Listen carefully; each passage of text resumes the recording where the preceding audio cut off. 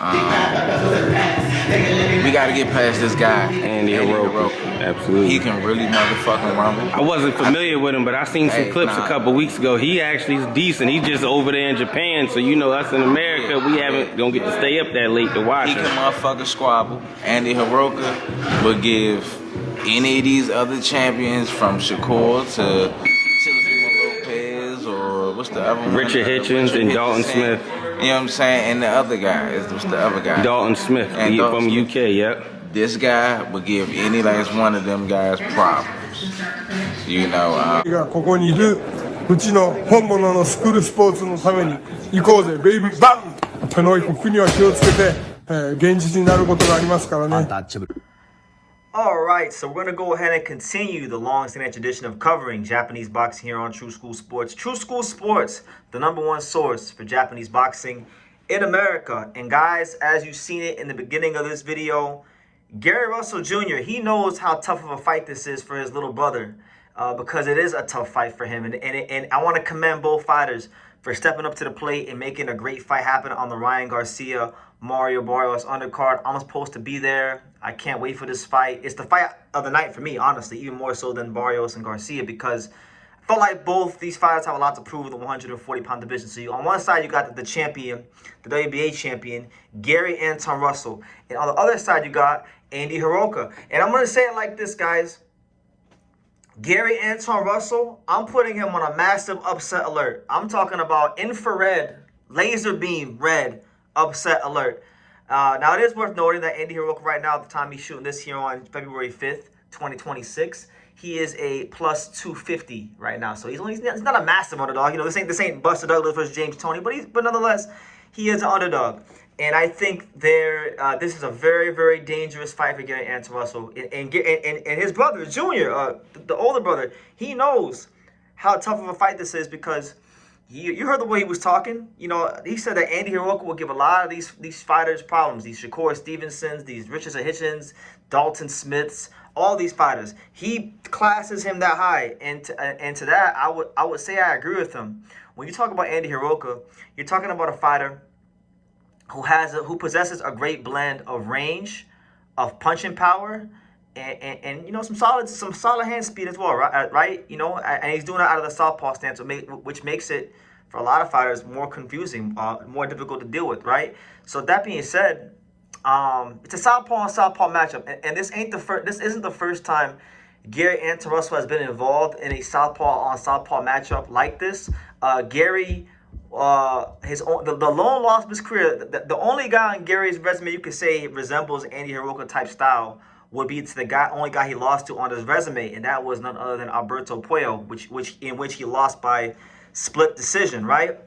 And it's worth noting, you know, if we're getting into the measurables, if we're getting into what we can see on tape, Puello has a 71-inch reach. Andy Hiraoka has a 74-inch reach, so he's dealing with somebody longer than Puello. And if you go back and you watch that Puello fight, there were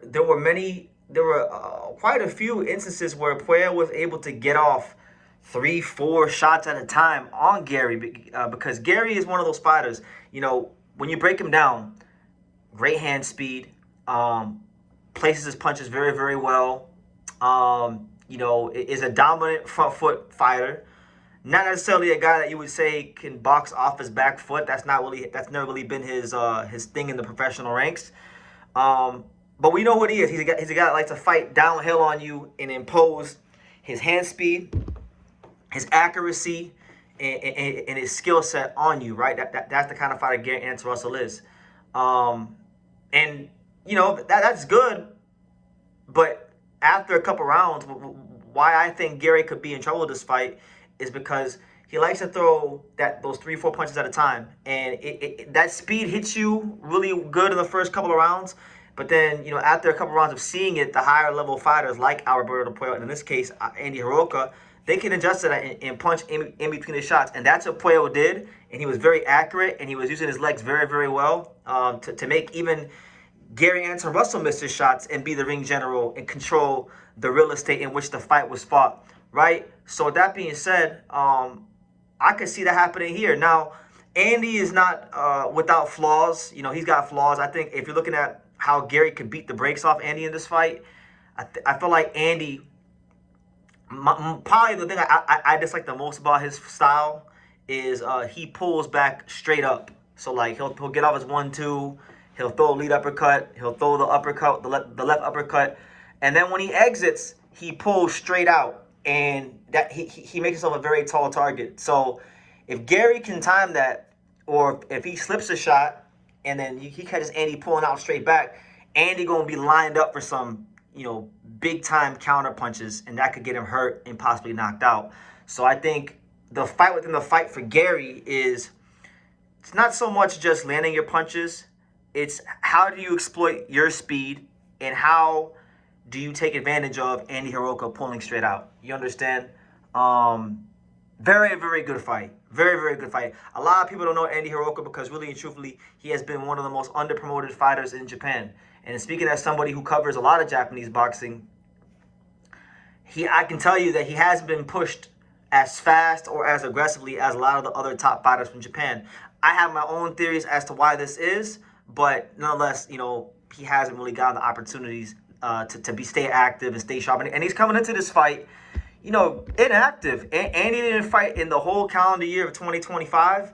His last fight was September of 2024. And even before that, you know, he only had one fight in December of 2023. So the last 3 years of his career, he's either been one fight a year or no fights a year. You have to go all the way back to 4 years ago to find a year where he fought, you know, more than once a year. And that was 2022 when he fought 4 times a year. So Andy, I believe, is dealing with a bit of ring rust. He's going to have to deal with a little bit of that.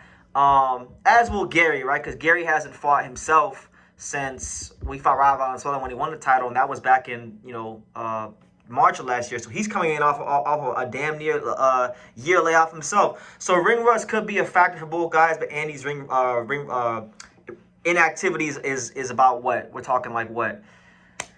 4 to 5 months longer, so that could be a difference in a fight. But I think it's a very dangerous fight for Gary because like I'm saying, Gary's a guy that likes to hold his feet and exchange with you and come forward. He's not a guy that can box and move backwards, or at least he hasn't shown that in his career. And you know, he's a guy that likes to throw 3-4 punches at a time, run the combinations up, and it's normally at the same speed. And that could get him in big trouble against a guy like Andy Hiraoka, who is a long-range sniper, who can punch in between those shots. So I'm putting him on a huge upset alert. I said it back in October when I made my video that I was leaning towards Andy, and I'm gonna stick with it. I'm gonna go Andy Hiraoka for the upset here. But you know, again, I commend Gary for taking this fight because I'll tell you one thing: Hitchens will never take a fight like this. A lot of these guys at 140 wouldn't take a fight like this because Andy Hiraoka, he's higher risk, lower reward. He's from Japan. The Japanese promoters barely care about him because he don't even get pushed like that. They don't keep him active at all. You know, they'll pay money to bring Brian Norman Jr. to Japan for a world title shot, but they didn't pay none of these other guys money to bring them to fight Andy Hiraoka. So I've just noticed that they don't quite treat Andy the same, right, as other Japanese fighters, and you know, it is what it is. But I'm going with Andy Hiraoka for the upset. I've been very confident about that since this fight got made. And if Gary wins this fight, then wow, what a win. Because like I said, you fought Raul. Raul had a 69-inch reach. You fought Puello, who had a 71-inch reach. Andy Hiraoka got a 74-inch reach. And he's punching pretty hard himself. So we'll see, man. Very, very intriguing fight for the sport of boxing. So what do you guys think? I know my man Tim Bradley was saying that Gary going to stop him. It's easy work, and I can see it. If Andy gets caught on those exits, I can see a pathway to Gary Anton Russell dominating this fight.